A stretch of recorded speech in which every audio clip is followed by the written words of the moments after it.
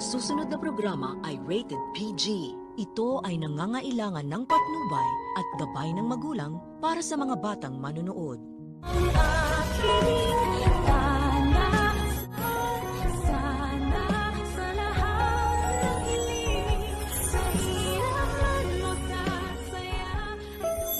Nakita ni Doc Katie ang ginawang kaduwagan ni Carlos matapos niyang takbuhan si Lynette. Sa oras ng kagipitan ay hindi rin siya makapaniwala na ganitong klase pala ng lalaki ang napakasala ng nanay ng batang doktora, na nung una ay inaakala pa nila na napakabait nito at handang gawin lahat para sa asawa niya. Ako pa naman siya na bago sila ikasal ni Lynette ay gagawin niya daw ang lahat para protektahan ang nanay ni Annalyn. Samantalang ngayong nasa bingit ito ng kamatayan ay hindi man lang siya nagdalawang isip na takbuhan ito, iwanan sa mga kamay ng holdapper. Pero buti na lang talaga at nakahingi agad ng tulong si Doc Menor sa mga pulis at agad din silang na-rescue. Pero sa kasamaang palad ay nakatakbo pa rin ang dalawang holdapper. Samantala nang mahimasmasan na si Lynette ay sakto rin naman na dumating na itong walang kwenta niyang asawang si Carlos. Napa-concern effect at para bang hindi niya naman iniwan itong asawa niya. At ang labis din namang nakakainit ng dugo dito kay Benitez ay pinaghihinalaan niya pa na inside job ang nangyari at kasabwat nga itong sina Aling Susan at Josa. Pagkat sila nga daw ang kasama ni Lynette bago pa man pumasok ang mga akyat bahay sa pamamahay niya. Nagpanting din naman ang tainga ng nanay ng batang doktora dahil sa binitawang salita ng sarili niyang asawa na sariling ang pamilya ni Lynette ang pinagbibintangan nito.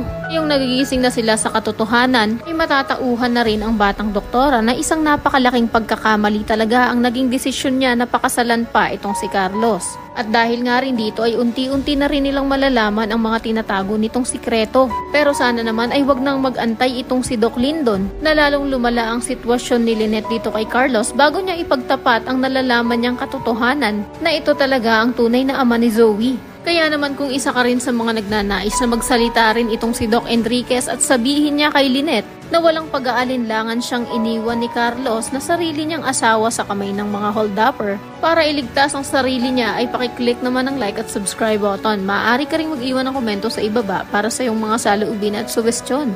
Maraming salamat sa iyong panonood.